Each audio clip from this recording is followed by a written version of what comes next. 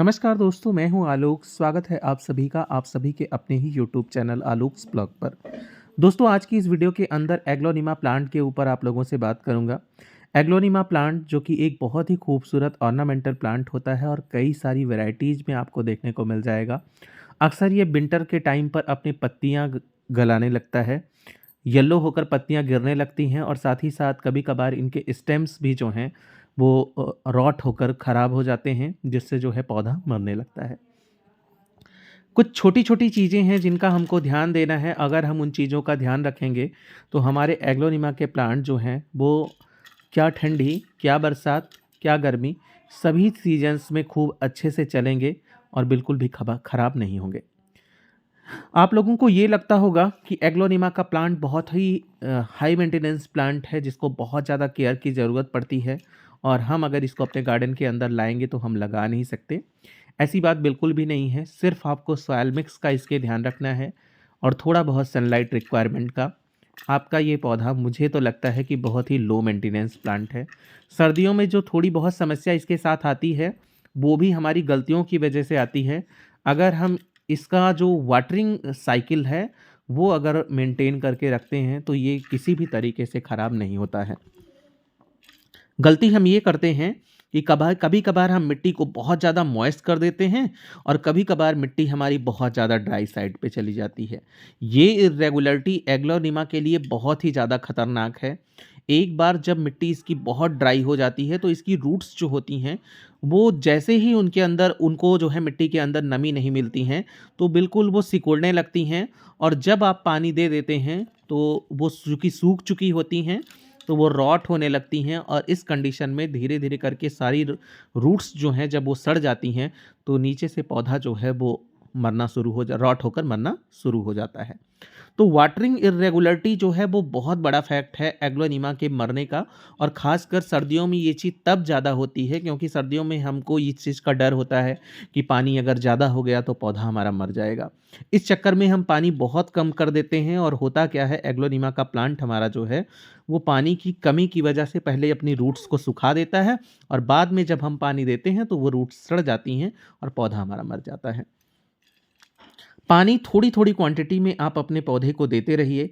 अगर वाटरिंग इर्रेगुलरिटी को आप मैनेज कर ले जाते हैं तो मुझे लगता है कि विंटर के अंदर आपका ये पौधा बिल्कुल नहीं मरेगा।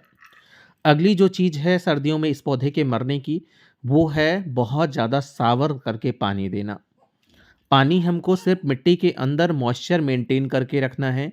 सर्दियों में इस चीज़ का हमको ध्यान रखना है। बाकी गर्मियों में आप अच्छे से सावर करके पानी देंगे तो खूब एंजॉय करेगा उस चीज़ को पौधा और अच्छी ग्रोथ भी करेगा। लेकिन सर्दियों में क्या होता है कि जब आप इसको बहुत ज़्यादा सावरिंग करके पानी इसको दे देंगे तो नमी जो है इसके पत्तों के ऊपर रुकेगी।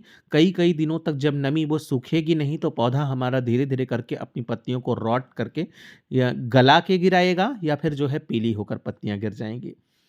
तो वाटरिंग इर्रेगुलरिटी के साथ साथ मतलब पानी मिट्टी को चेक करके बराबर देते रहिए। पानी कम ना होने पाए, पानी ज़्यादा ना होने पाए और बहुत ज़्यादा मिस्टिंग करके पानी मत दीजिए।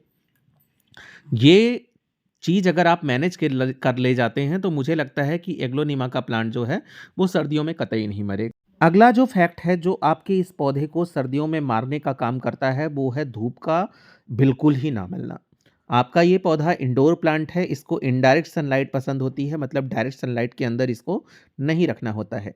लेकिन सर्दियों में चूंकि धूप बिल्कुल ही नहीं होती, कई कई दिनों तक धूप निकलती ही नहीं, ऐसी कंडीशन में इनडायरेक्ट सनलाइट जो है हमारे इंडोर गार्डन तक नहीं पहुंच पाती है।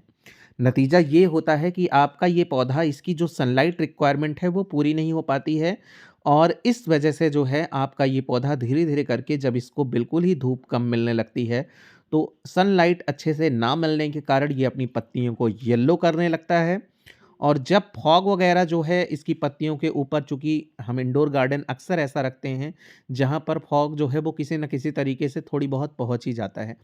और धूप भी नहीं मिलती प्लस फॉग जो है इसकी पत्तियों के ऊपर उसका भी जमा होता है। वो कई-कई दिनों तक जो है वो रह जाते हैं स्टेम्स पर, पत्तियों पर और इस कंडीशन में भी पौधा हमारी पत्तियाँ येलो करके गिराता है। ये तो 2 नॉर्मल फैक्ट हुए, मतलब 2 फैक्ट ऐसे हैं जिनको हमको ध्यान देना है। हफ्ते में 1 आध 2 दिन निकाल कर आपको जो है थोड़ी बहुत धूप अगर आप दिखा देंगे, जब धूप थोड़ी होगी, तो आपका ये पौधा खराब नहीं होगा। या फिर ऐसी जगह चुनिए जहाँ पर मॉर्निंग की इसको धूप मिल जाए और उसके बाद पौधा पूरे दिन जो है वो इनडायरेक्ट सनलाइट में रहे। ऐसी लोकेशन सेलेक्ट करके वहाँ पर पौधे को रखिए। अब बात आती है जो है आपके इस पौधे के अंदर पत्तियाँ पीली होने या पत्तियाँ गिराने का जो एक नॉर्मल साइकिल होता है वो। हम जानते हैं कि हर चीज़ की एक उम्र होती है। जब वो उस चीज़ का लाइफ साइकिल कंप्लीट हो जाता है तो उसको जाना ही जाना है, ये प्राकृतिक नियम है, ये नेचुरल प्रोसेस है।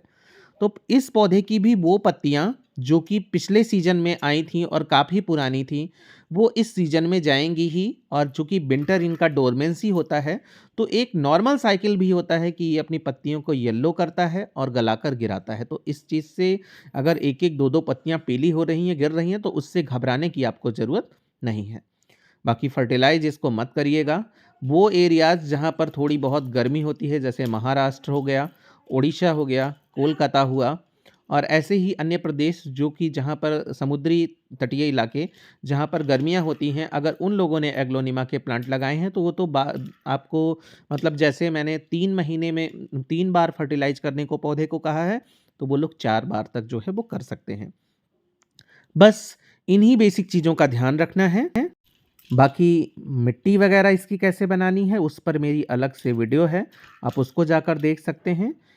और रही बात जो है फर्टिलाइज़ करने की, तो वो साल में 3 बार हमको करना है उन प्रदेशों में जहाँ पर सर्दियाँ पड़ती हैं। तो कैसी लगी आपको मेरी ये वीडियो, कमेंट सेक्शन में जाके बताइएगा। तब तक के लिए अपना और अपनों का ध्यान रखिएगा। Bye bye and take care.